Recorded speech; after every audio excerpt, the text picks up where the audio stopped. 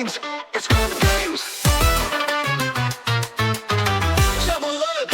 Drop a like, drop a sub, go ahead and subscribe to ScrubGames.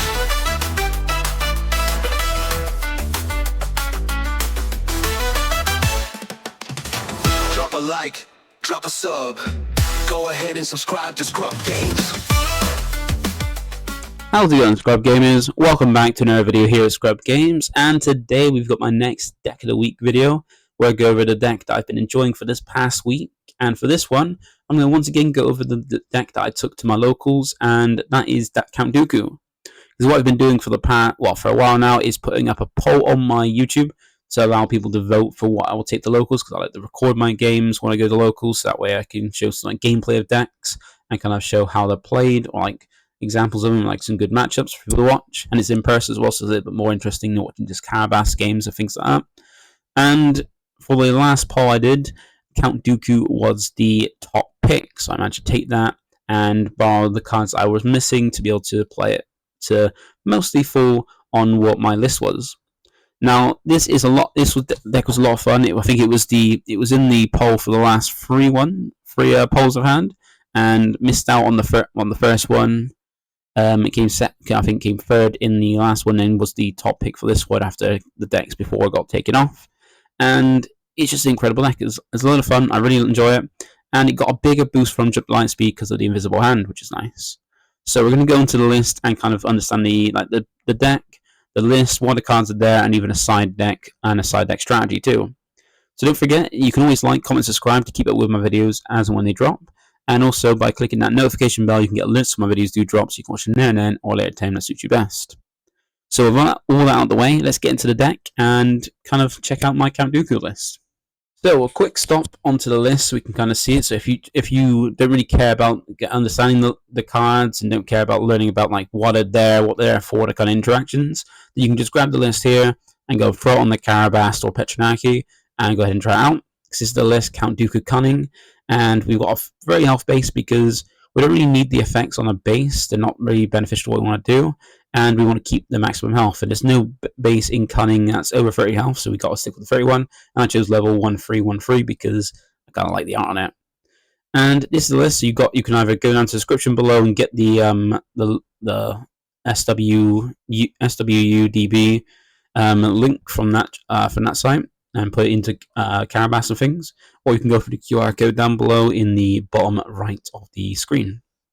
So that's the list. Now we're going to get into the cards, and let's go ahead and understand all different cards now.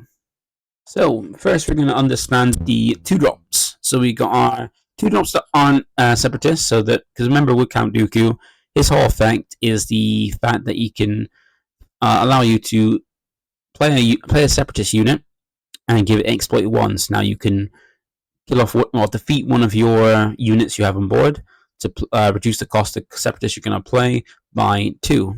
So it means you can play out any of these 2-drops at the bottom for free by killing off one unit. And we've also got Bazine and R2-D2 as extra cards. Now you might be wondering, why is R2 there? Well, there's a card called the Invisible Hand, which we'll get to later, which has the ability to be able to play out this unit for free. And that's why we got in there, because it can be played off for free with the Invisible Hand. And it's actually, if you see it anywhere else other than Invisible Hand, like see you open with it or draw it, you always resource it because you're never going to want to play 4 for this. But if you see it on the Invisible Hand, you might want to play it because it's got a nice effect. And that effect is, when played, you can discard a card from your hand, and if you do that, you get to look at the top 3 cards of your deck and grab a card out of them and draw it and put the rest of the bottom of your deck in random order. So it's a nice way to filter your deck to kind of, you'll be filtering for 8 cards for the Invisible Hand, then play this out and filter for another 3 to kind of find something that's not, or something that you really want, really, by discarding something you don't want in your hand. And Bazine's pretty simple. It's a really good turn 1 play and a really good card because it's a way to disrupt your opponent's hand. Because when played, you can look at your opponent's hand, you can discard a card from the hand, and if you do, they draw a card, so you can get a look at your hand to have hand knowledge, and then rip a card out you don't want them to have, which is nice. Nice thing about it as well is it's got smuggle, so you can always resource it and play out later if you want to. It will cost double its normal cost, but still, it means you can easily resource if you're strong enough for what the resource, you can do that, and then play out later if you need be to disrupt. And then for our Separatists, we've got Confederate Courier, Separatist Commando, and B1 Security Team. These are pretty handy. They're not all units you can play off for Invisible Hand. Separatist Commando and B1 Security Team are ones you can play for free off the the Invisible Hand, which is why we got them at 3 copies each, because they're very nice cards to bring off. Because Separatist Commando is a 2/3, which if you control another Separatist, swings 4/4 because it gets raid 2 while you control another Separatist. And B1 Security Team is just a nice little Sentinel. Sure, it's got a lot of like good amount of power, but it has a little bit to desire on health at 1, so it's a little bit easier to take out, but then it's still hitting back hard, and a Sentinel forcing them to go into it. And then Federate Carrier is just a nice one because it's a nice little turn 1 play you can have. 2 powers, pretty respectable. 1 health you don't really care about, but it's more like when defeated, it creates a battle droid token, so you've always got something then to exploit if you want to play something cheaper. Because a nice benefit of Dooku is that these Separatist cards, you can play them out cheaper thanks to his effect. So there's the cards there. Remember, we've only got 2 of Bazine and R2-D2 because we want the more like tech choices. Like R2 is just a nice tech choice to go with Invisible Hand, and Bazine is a nice potential turn 2 play and a card to help disrupt your opponent's hand. Now for our next cards, we've got our 3 cost ones, and that's we got the ramp card, Super Laser Technician. Pretty simple there. Since we can exploit in Separatist cards by defeating things on board, we can always just play this out and then trigger it easier, because normally the difference between this and resupply is that resupply can be played straight away. Play resupply, ramp it straight away, don't have to do anything else. Whereas Super Laser Technician, you need to play it out and have it defeated, which if your opponent isn't playing any ground arena units or doesn't play any out, then they can avoid you from triggering this, which is a pain. But considering we've got ways to exploit off to defeat it ourselves, we don't have to worry about it, and then it comes in active, so you can still do other plays as well.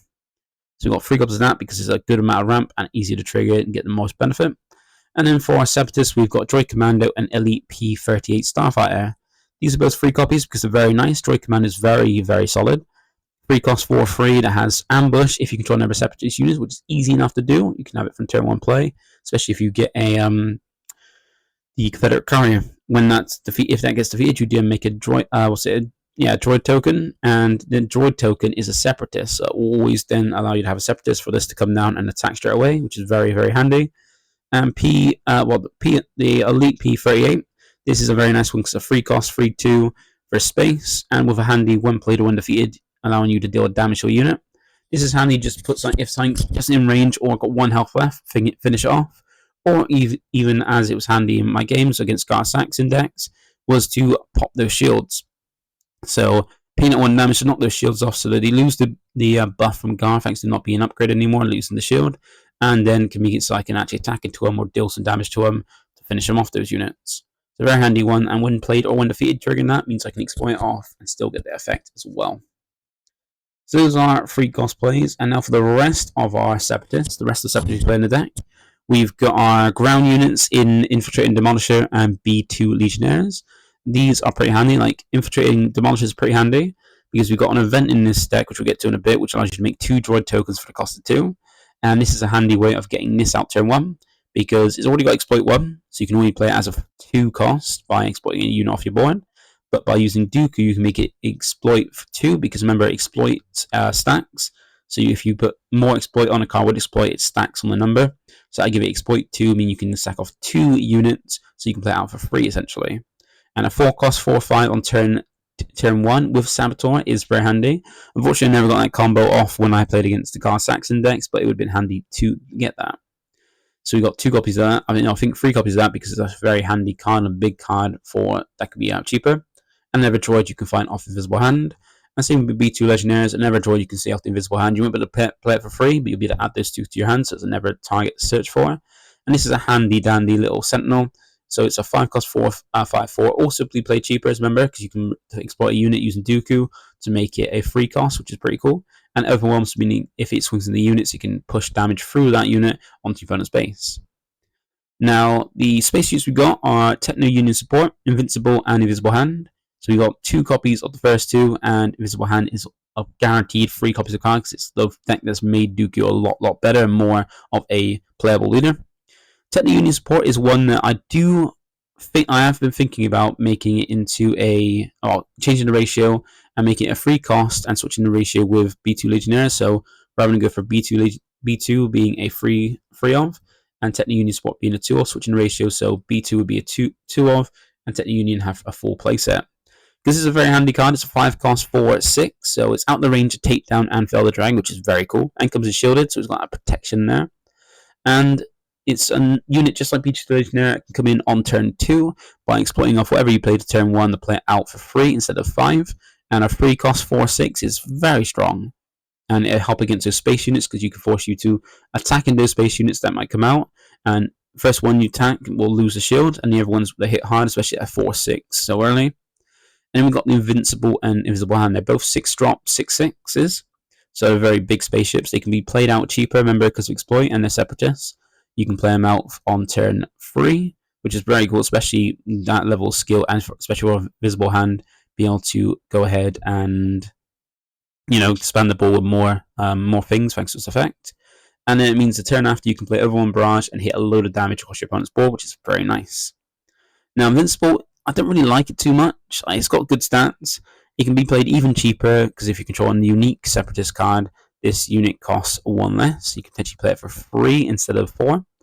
And its only ever effect is that when you deploy a leader, which is not if it's not on board, it's not really going to ever get this effect. Your leader only deploys once, so it's more of a trench unit, but you can still play it in this one.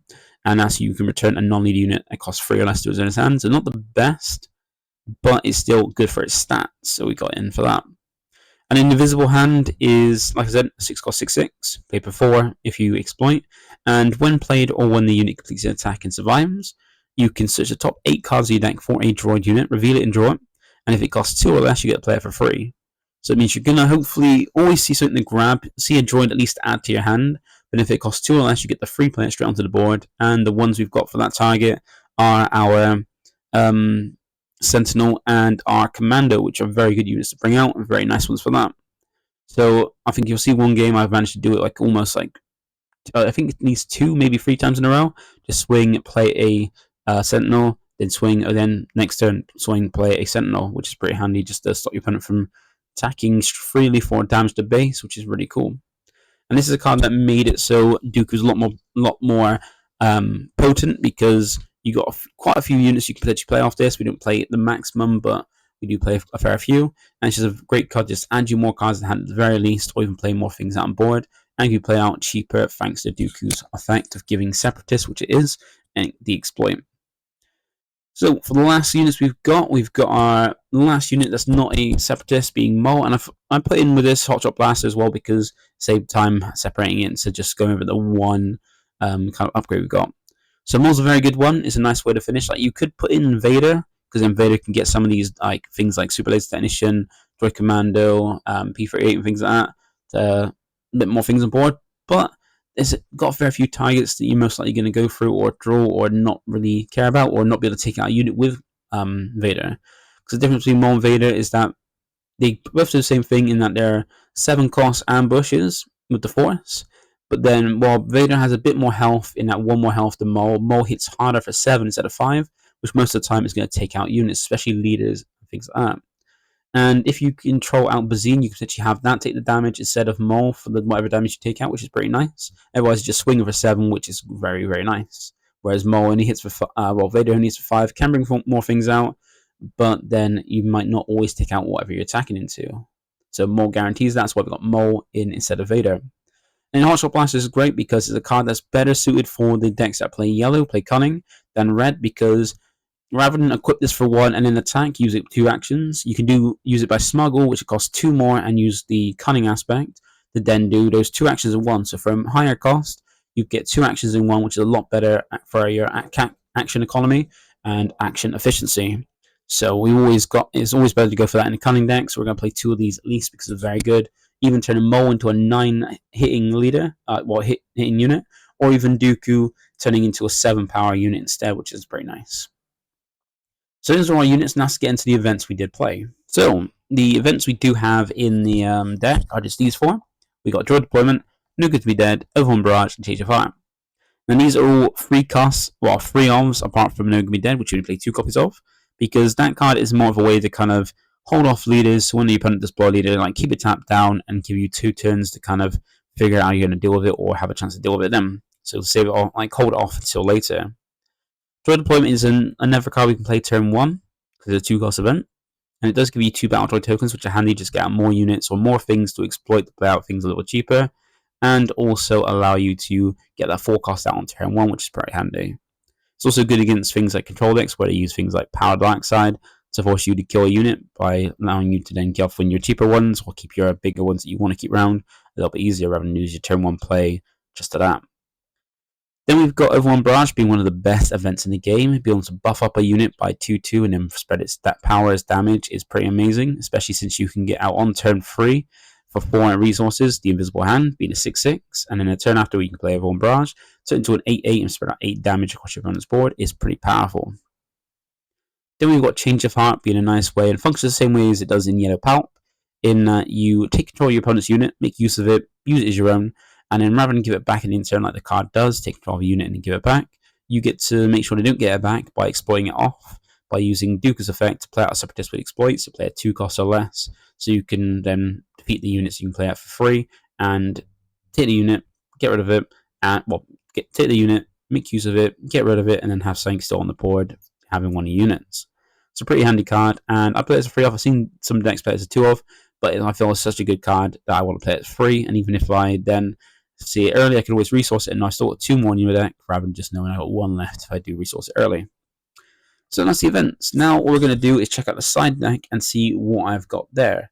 And one thing I probably might amend the check put in is Traitorous, the green upgrade, because that kind of functions the same way as Change of Heart. I might consider trying to put some of those in, but I'm still not sure what I would take out for it. If you got any suggestions, do feel free to drop them. So what we've got here is the side deck, and this is the side deck I took, and I feel pretty comfortable with. Maybe you can pop in, say, like I said, maybe Traitors to put in to help deal with some of those never kind of like a cheaper, like for smaller units, kind of Change of Heart. But I'm not sure what to take out, but I'll have a look into it and see if I can figure it out. But these are the 6 I took with me. So we got an extra copy of Zine, 2 Contracted Jump Masters, 2 Bounty Hunter Crew, 2 Relentless, a copy of Restock, and then 2 Palpatine's Return, giving us all 10 cards and things to help out. So you can see it's more control focused, because aggro isn't too bad, because you can play out things cheaper, like bigger things cheaper, to help ram in and control the aggro, which is not too bad. So I didn't feel like aggro is as difficult a matchup as the era of decks that deploy quite late, like Palpatine have trouble with. But the hard control decks could be more of a problem, so I got these in to help out.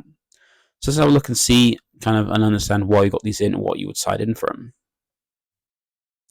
So starting off with Bazine, we've got this in because it helps give you a nice bit of hand control. And I got some leaders here that you might have it against, like Sabine.